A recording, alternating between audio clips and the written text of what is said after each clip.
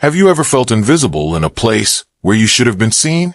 Have you ever walked into a room and sensed the shift, the subtle glances, the sudden tension, as if your presence alone questioned the order of things?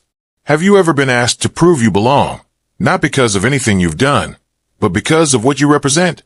This story is for anyone who's ever been told, without words, that they don't fit. Deja Morgan, a highly respected captain in the state police, a black woman whose record spoke louder than any badge. Her rise through the ranks had not been easy, but it was undeniable. She had faced challenges, yes, but never had she imagined that her presence alone would one day spark a firestorm that would force a nation to confront its own reflection. On a quiet morning, she entered the Midtown Justice Complex, not in her uniform, not with her accolades displayed, but with a silent authority forged through years of discipline and truth. She was there for a case, a civil rights hearing she had followed closely, not in an official capacity, but as a citizen with a duty to see justice.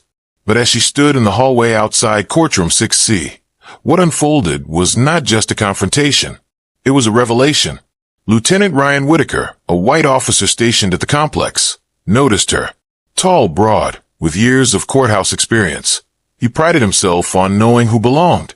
Deja, in her plain navy blue suit, standing with composed confidence, was a disruption to his order. She didn't fit. She didn't explain. She didn't move. And so he acted. "Ma'am, this area is for court officials only. I'll need you to leave," Ryan said, his tone firm, rehearsed. Deja turned calm, her eyes steady. "I'm here for the hearing.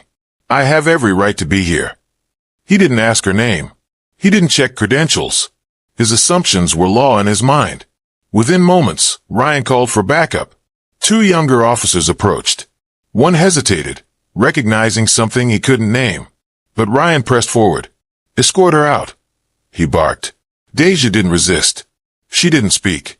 She allowed the officers to lead her away, her eyes never leaving Ryan's.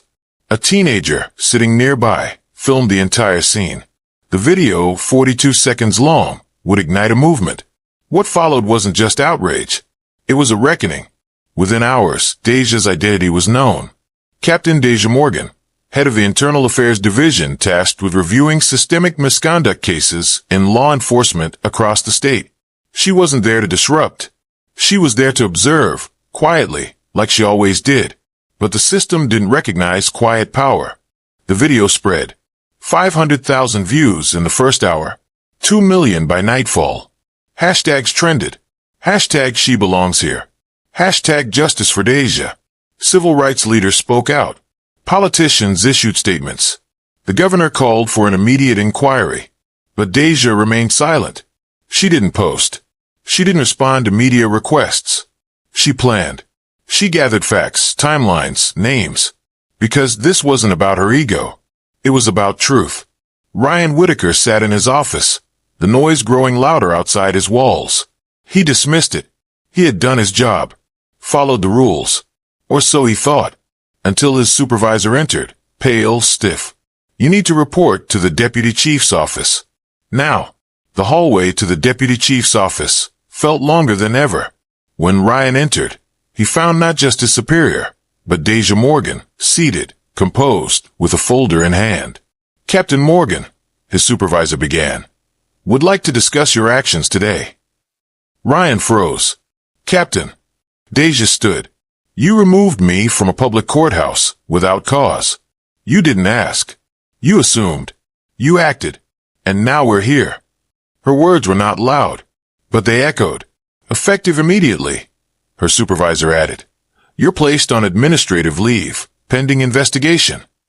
Ryan tried to speak, to explain, but Deja raised a hand. "This isn't the first complaint against you, Lieutenant, but it will be the last one ignored." News outlets ran the story. Interviews surfaced. Former officers came forward, sharing their own stories of Ryan's unchecked authority. Deja took her time. She conducted the investigation herself, reviewed tapes, gathered testimonies, and when the internal hearing took place, she presented the case with clarity, not vengeance. Ryan was dismissed. Policies were rewritten. Deja finally spoke publicly, not in anger, but with purpose. This is not about one man, she said.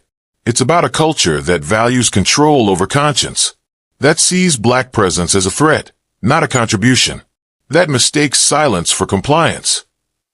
Her words became a rallying cry. Training programs were restructured. Oversight committees gained power. And across the state, officers began to understand that justice doesn't start with force. It starts with listening. Deja continued her work, not as a symbol, but as a force. Not by shouting, but by standing.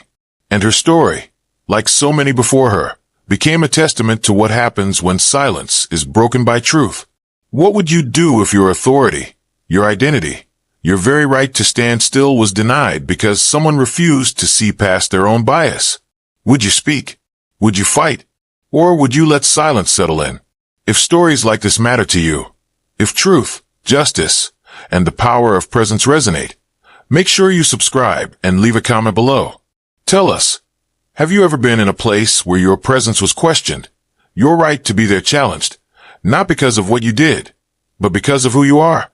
What did you do? Did you speak? Or did you stay silent? Because silence may feel safe. But truth? Truth changes everything.